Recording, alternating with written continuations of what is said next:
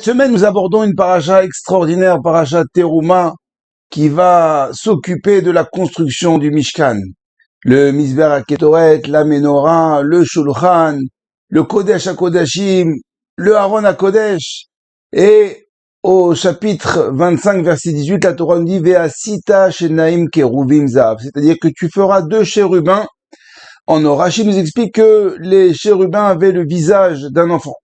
Alors, quel message cela vient nous apporter? Vous savez que tout le long de cette paracha, la construction, les mesures, la forme, les matériaux utilisés est un véritable enseignement, un véritable livre de Moussar pour nous apprendre comment nous comporter dans la vie.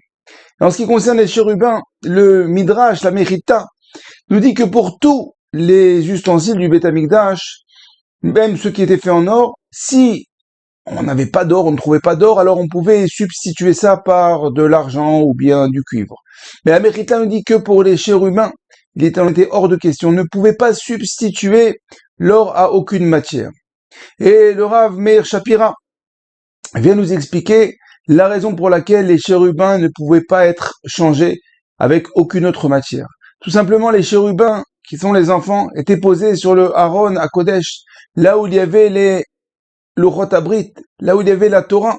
Il représente la Torah, les enfants sur la Torah, pour nous dire que les enfants, c'est la Torah, c'est les enfants. Et que pour l'enseignement de la Torah envers nos enfants, on ne doit ne pas lésigner sur les moyens. On doit utiliser tout le temps le meilleur, toujours le meilleur, qui est représenté par l'or. C'est-à-dire qu'il ne faut pas faire de calcul. La Gemara dans Masechet Betsa nous dit que la subsistance d'un homme est fixée de Rosh Hashanah à Rosh Hashanah, à l'exception des dépenses de Shabbat, Yom Tov, Rosh Chodesh et l'étude de la Torah. L'étude de la Torah de nos enfants. C'est-à-dire qu'il ne faut pas lésigner sur les moyens, il ne faut pas avoir peur. Très souvent, on a ce Yetzer Hara qui nous dit, pourquoi payer l'école juive? C'est cher, il y a l'école laïque, puis il ira au Talmud Torah le mercredi ou le dimanche. Ou encore pire, en Israël, les gens qui font l'Aliyah, les enfants étaient en Israël, en France, ils étaient à l'école juive, ils arrivent en Israël et se disent, c'est bon, on a payé toute notre vie, maintenant on va les mettre à l'école publique. Mais il faut savoir que l'école publique en Israël est peut-être pire que l'école laïque en France. En tout cas, il ne faut pas lésigner sur les moyens. Je peux remercier mes parents si je peux vous parler en face. Aujourd'hui, c'est parce que mes parents ont compris il y a 30 ans qu'ils ont fait la Messirut Nefesh, l'effort, à contre-courant, de nous mettre dans une école juive. Et grâce à ces quelques années à l'école juive, en fin de compte, c'est un détonateur, ce qui nous a permis de sortir de la galoute. Rav Yosef Dov Bibris vient nous expliquer comment se fait-il que justement les chérubins avec cette tête d'enfant étaient-ils placés sur le Aaron HaKodesh dans le Kodesh HaKodashim. Il nous dit tout simplement parce que la Torah et le judaïsme dépendent de l'éducation de nos enfants. Et il nous dit que imaginez un père qui assiste à des cours le matin, le soir, il est assidu, il va à la tfila le matin, mincha arvit.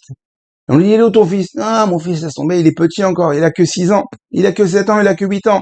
Il a le temps, il comprend rien. C'est pas pour lui, la synagogue, c'est encore trop, c'est un trop haut niveau.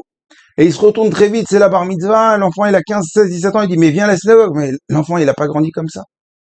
La Torah vient nous dire que les chérubins, justement, avaient un visage d'enfant. Pour nous dire que ton fils, déjà tout petit, place-le dans le Kodesh HaKodashim, place-le dans la Beth HaKnesset, amène-le au cours de Torah, amène-le à l'Etfila. Alors évidemment, selon l'âge et les capacités d'un enfant, on va pas l'amener dès le départ, depuis le début jusqu'à la fin de la Tfila, il tiendra pas. Au début, un quart d'heure, 20 minutes, une demi-heure, 1 heure. Chaque enfant selon ses capacités. Mais on doit déjà dès le départ comprendre qu'il doit participer déjà depuis tout petit, le faire participer à la tfila, le faire participer à des cours de Torah. Et comme ça, il va grandir au parfum de la Torah. Alors, Bezrat Hashem, que l'on puisse prendre conscience et apprendre de la construction du Mishkan pour construire notre Mishkan, notre famille, nos enfants, notre futur, notre descendance. C'est-à-dire, premièrement, pas lésigner sur les moyens. Savoir que si on est capable de payer un cours de mathématiques, de tennis, de foot, d'équitation, de tout ce que vous voulez, et on regarde pas le prix, parce que c'est important qu'il réussisse dans les mathématiques, c'est important qu'il sache bien jouer au tennis ou faire du cheval, la Torah, c'est pas moins important. Et on commence pas à calculer, dire, c'est cher le cours pour réviser la Gemara, pour apprendre la paracha, pour prendre la Mishnah, quand même, ça devrait être gratuit. C'est faux.